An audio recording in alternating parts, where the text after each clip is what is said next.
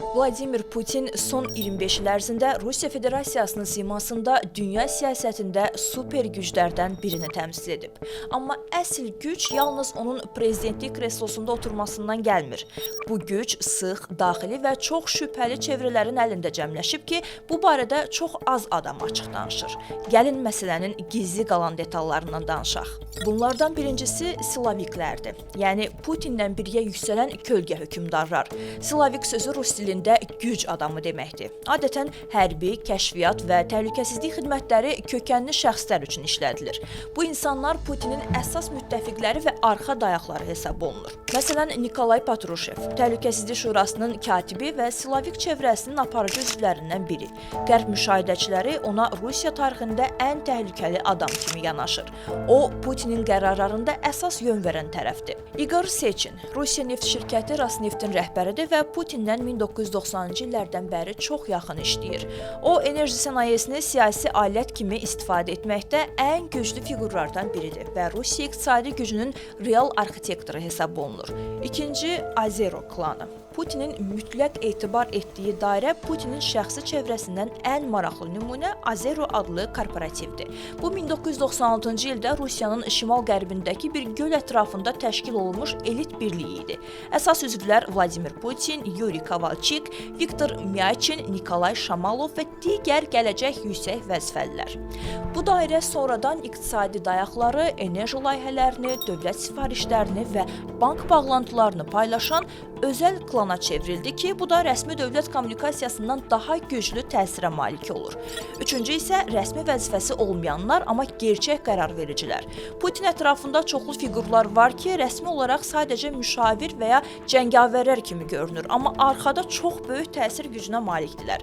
Məsələn, Aleksey Gramov, Kremlin administrasiyasının birinci müavini və Putinin media maqnatı kimi təqdim olunur. Yəni, dövlət medianı, informasiyanı və ictimai normativləri Putinin xeyrinə koordinasiya edən şəxslərdən biridir. Viktor Zalotov, Federal Milli Qvardiyanın direktoru və Kremlin içərisindəki ən etibarlı silaviklərdəndir. O, dövlət daxilində təşkilatlanmış zor gücünün əməliyyat direktoru kimi tanınır və Kremlin daxili təhlükəsizlik strategiyalarında açar rol oynayır.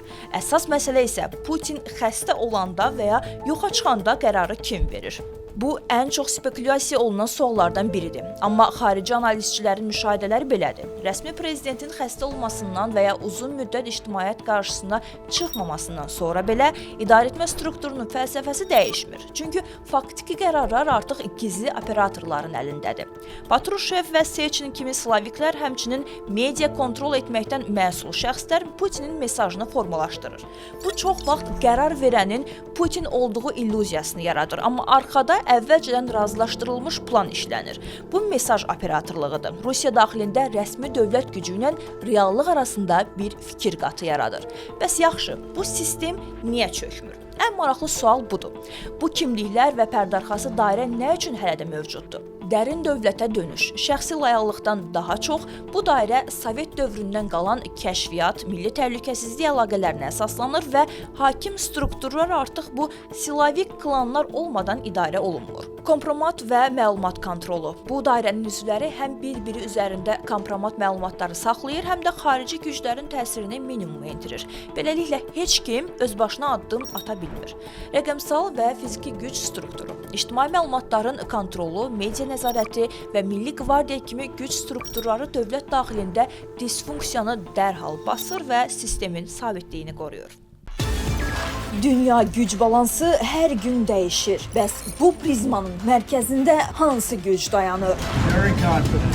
Very confident. Prizma siyasi, iqtisadi, hərbi və texnoloji göstəriciləri təhlil edir. qanuni və məşru. Qlobal güc oyunlarının regionumuza təsirini burada izləyəcəksiniz.